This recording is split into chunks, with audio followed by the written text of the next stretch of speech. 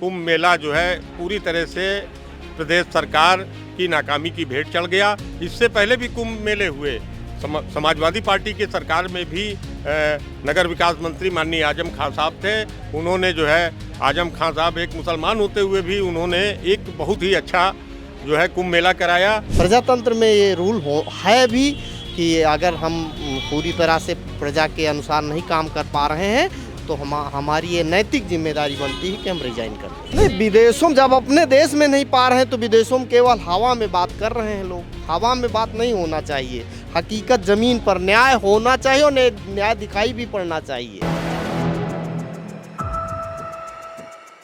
नमस्कार, मैं हयात अब्बास और आप देख रहे हैं 4 PM न्यूज़ नेटवर्क। लगातार उत्तर प्रदेश सरकार पर सवाल उठ रहे हैं और सवाल उठना भी लाजिम है। महाकुंभ में भगदड़ के दौरान कई लोगों ने अपनी जान गंवाई, लेकिन सरकार की तरफ से कहा गया कि सिर्फ 37 लोगों ने अपनी जान गंवाई है। अब BBC की एक रिपोर्ट आई है जिसमें साफ हो गया है कि उसमें 82 लोगों ने अपनी जान गंवाई है। फिलहाल ये भी आंकड़े कुछ कम हैं, लेकिन BBC की इस रिपोर्ट पर मोहर लग गई है। आखिर ये आंकड़े सरकार ने क्यों छुपाए? सर, कैसे देख रहे हैं आप ये जो नई BBC की रिपोर्ट पे मोहर लगी है? देखिए, ऐसा है कि उत्तर प्रदेश सरकार और केंद्र सरकार दोनों हर मामले में विफल है। और जो प्रयागराज में कुंभ मेला हुआ वो वहाँ पे जो भगदड़ की घटना हुई, तो ये अपनी नाकामी को छुपाने के लिए जो है आंकड़े छिपाए गए। और जो है जो अभी तक लापता लोग हैं उनको ये जो है बरामद नहीं कर पाए।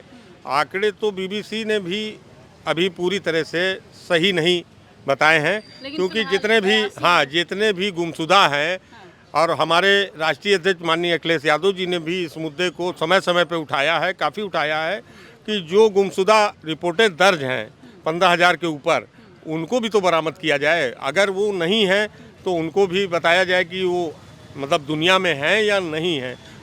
तो ये उत्तर प्रदेश की सरकार की नाकामी थी।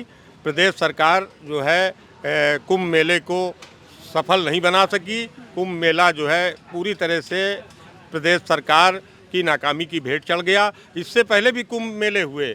समाजवादी पार्टी की सरकार में भी नगर विकास मंत्री माननीय आजम खान साहब थे। उन्होंने जो है आजम खान साहब एक मुसलमान होते हुए भी उन्होंने एक बहुत ही अच्छा जो है कुंभ मेला कराया। और वहाँ रेलवे में भगदड़ हुई थी, सिर्फ रेलवे प्लेटफार्म पे भगदड़ हुई थी, जो कि वो केंद्र सरकार के अंतर्गत आता है रेलवे विभाग। तो उसको भी ये भारतीय जनता पार्टी के लोग उसको भी उससे कंपैरिजन कर रहे थे, लेकिन आज खामोश ये घटना आज वो जो है मतलब पूरी तरह से कुंभ मेला इन्होंने भगदड़ जो मच गई, तो कुंभ मेले की मतलब इनकी नाकामी थी। प्रदेश सरकार की बहुत भारी चूक थी और उस पर इन्होंने कोई बहुत सख्त कार्रवाई भी नहीं की है। क्या लगता है सर कि इस्तीफा देना चाहिए? योगी जो है मुख्यमंत्री हैं इस वक्त, थोड़ी सी मौतें हो जाती हैं, लोग इस्तीफा मांगते हैं दूसरी कंट्रीज़ में। हमारे देश में इतनी मौतें हो गई कुंभ में, तो क्या इस्तीफा देंगे योगी आदित्यनाथ? देना होता तो दे देते, लेकिन अब समय बीत गया है और प्रजातंत्र में एक जिम्मेदारी होनी चाहिए राजनेता की कि अगर कोई गलती होती तो उसके लिए जिम्मेदार तो है, उसको रिजाइन करना चाहिए। एक बार हमको याद है जब मुंबई की घटना हुई थी, उसमें गृह मंत्री थे तो वो रिजाइन कर दिए थे। तो ये तो होना चाहिए, रिजाइनेशन होना चाहिए। अगर लगता है ऐसा करेंगे योगी? नहीं, अब तो समय गुजर गया, आप कहाँ करेंगे? अब तो कोई मतलब नहीं है, अब तो कोई करने का मतलब नहीं। रिजाइन उसी समय रिजाइन होना चाहिए था। हाँ जी, प्रजातंत्र में ये रूल है भी कि अगर हम पूरी तरह से प्रजा के अनुसार नहीं काम कर पा रहे हैं तो हमारी ये नैतिक जिम्मेदारी बनती है कि हम रिजाइन कर दें। आपको क्या लगता है सरकार ने ये आंकड़े क्यों छुपाए मौत के? एक तरफ 37 कहा गया उत्तर प्रदेश सरकार की तरफ से, दूसरी तरफ BBC की इस रिपोर्ट पे मोहर लगी है कि 82 लोगों ने अपनी जान गंवाई। इसमें आंकड़ा छिपाने का यही एक मतलब मेरे हिसाब से लगता है कि आप अपनी कमी छुपाने के लिए ऐसा किया जाता है और जनमत खराब होगा हमारी पार्टी के पक्ष में। ये भी एक तरीका है कि देखिए मोदी जी कहते हैं 11 साल उनके कार्यकाल को पूरे हो गए हैं, उनके कार्यकर्ता घर घर जाएंगे और बताएंगे क्या कुछ काम किए हैं। घर घर इंसान आप एक कॉमन मैन की तरह कैसे देख रहे हैं, कोई काम किया है जो लोगों को? देखिए ऐसा है, एक राजनीतिक विचारक है विलियम हंटिंगटन, उसने ये कहा था कि प्रचार सामाजिक नियंत्रण की प्रमुख प्रविधि है। तो ये वही फार्मूले पर भाजपा सरकार चलती है, अपना प्रचार करती है, प्रचार करने में कसर नहीं रहती और समाज को नियंत्रित करती है और अपनी सरकार बनाती है। तो ये ऐसा इसलिए करते हैं, अपनी कमियों को छुपा करके और प्रचार अपने पार्टी के पक्ष में करवा के अब सरकार बनाते हैं। कहते हैं 10 साल बेमिसाल, खैर अब तो 11 साल हो गए हैं, कहते हैं बेमिसाल गुजरे हैं, नौकरी रोजगार महंगाई कुछ नहीं है, बेमिसाल कुछ नहीं है। सबसे बड़ा मुद्दा तो रोजगार नहीं हो पा रहा, नौयुवकों को रोजगार नहीं मिल पा रहा। तो कह रहे हैं हम विदेशों में रोजगार दे नहीं, रहे हैं। विदेशों जब अपने देश में नहीं पा रहे हैं तो विदेशों में केवल हवा में बात कर रहे हैं लोग। हवा में बात नहीं होना चाहिए, हकीकत ज़मीन पर न्याय होना चाहिए और न्याय दिखाई भी पड़ना चाहिए। इस तरह से होना चाहिए। न्याय का डंका बज रहा है लेकिन कहीं दिखाई नहीं पड़ रहा, वही प्रचार हो रहा, वही प्रचार सामाजिक नियंत्रण की प्रमुख विधि है, उसी फार्मूले पर सरकार काम कर रही। तो ये हमारी समझ में ऐसा रोजगार जो है उपलब्ध कराना चाहिए, हर सरकार का कर्तव्य है। और लॉ एंड ऑर्डर बढ़िया करना चाहिए हर सरकार। कहते हैं हमारा लॉ एंड ऑर्डर बड़ा बेमिसाल नहीं, बेमिसाल नहीं है। ओबीसी एससी अल्पसंख्यक पर बहुत अत्याचार है, अत्याचार है, काफ़ी अत्याचार है। अगर उसको हकीकत में गांव-गांव जाकर देखिए, परचेजिंग कैपेसिटी लोगों की घट गई। ये तो कहते हैं गांव की ज़िंदगी बड़ी अच्छी कर दी हमने, बड़ी सरल कर दी। कुछ कहीं कुछ नहीं हुआ, हकीकत नहीं। बिजली का बिल देख लीजिए कितना आता है लोगों का, 50-50 हज़ार, 1-1 लाख रुपए खाली एक बल्ब जलाते हैं तो आ जाता है। ये कहाँ से आ जाता है? कंप्यूटर की गड़बड़ियों से, पता नहीं कैसे लोग परेशान हैं। ये हकीकत नहीं है, और हकीकत वो कह रहे हैं। लेकिन गांव-गांव में जाइए, हम लोग तो गांव में रहते हैं, गांव में जाते हैं तो देखते हैं कंडीशन अच्छी नहीं है, लोगों को रोज़गार नहीं मिल पा रहा। सबसे बड़ी बात तो ये है, उनके पास पैसा नहीं तो खरीदे क्या।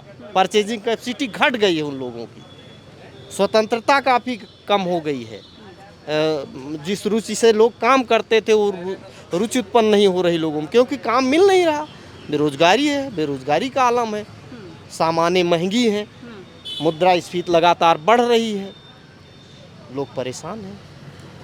बिल्कुल, देखिए एक तरफ सरकार दावी तो कर रही है कि हमने 11 सालों में बड़ा विकास किया है, विकास की हकीकत लोग खोल रहे हैं, लोग कुंभ की हकीकत खोल रहे हैं। क्या नाम है आपका? हमारा शुभ नाम के चौधरी। क्या लगता है जो 11 साल मोदी सरकार को हो गए, कोई काम आम किया है? सब फेल, सब झूठा एकदम। झूठा है? ये तो कह रहे सब- बड़े रोजगार अरे सब झूठे कारोबारी है ये, हाँ? सब झूठे कारोबारी, झूठ के कारोबारी हैं ये। यूपी सरकार ने दावा किया था महाकुंभ में 37 लोग मरे हैं। बीबीसी की एक रिपोर्ट आती है जिसमें 82 लोगों की मौत पर मोहर लग गई है। क्यों छुपाया गया अब इस मामले को लेकर हम जो है, आंकड़ा क्यों छुपाया यूपी सरकार अब उस मामले में मैं कुछ नहीं कहना चाहूँगा। महंगाई है इस वक्त? हाँ, महंगाई चरम सीमा पे है जी। अपराध खत्म हो गया क्या? अपराध तो किसी सरकार में नहीं खत्म होगा, सरकार किसी की रहे, अपराध तो होता ही रहेगा। बिल्कुल, देखिए एक तरफ बीजेपी सरकार ये दावा करती है कि हमने बहुत रोज़गार दे दिए हैं, 11 साल बेमिसाल, लेकिन आप लोगों से सुनिए कि 11 साल कैसे गुजरे हैं, क्या रोज़गार है, क्या जो वादे किए गए थे वो पूरे हुए। सारे आपने लोगों से सुना है, हम इसी तरह लोगों से बातचीत करते रहते हो, आपको सुनाने की पूरी कोशिश करते हैं कि हकीकत क्या है। इस मुद्दे पर बात होनी चाहिए, जिन मुद्दों पर लगातार सरकार को सोचना चाहिए, उस मुद्दे पर ना बात होती है, ना गोदी मीडिया एंकर्स दिखाते हैं कि आखिर लोगों के दरमियान क्या क्या चर्चाएं हैं, क्या मुद्दे हैं। इसको छुपाने की पूरी कोशिश की जाती है। और उसी सिलसिले में एक रिपोर्ट जो आती है कुंभ को लेकर, वो भी काफ़ी चौंकाने वाली है। लेकिन फ़िलहाल इस पर क्या कुछ होगा ये तो वक्त ही बताएगा। कोई कार्रवाई होगी भी कि हमेशा की तरह ठंडे बस्ते में ये भी टाल दिया जाएगी, इसकी जांच भी। फिलहाल इसी तरह के अपडेट के लिए 4 PM देखते रहे। कैमरा पर्सन सत्यनारायण के साथ मैं हयात अब्बास, 4 PM न्यूज़ नेटवर्क।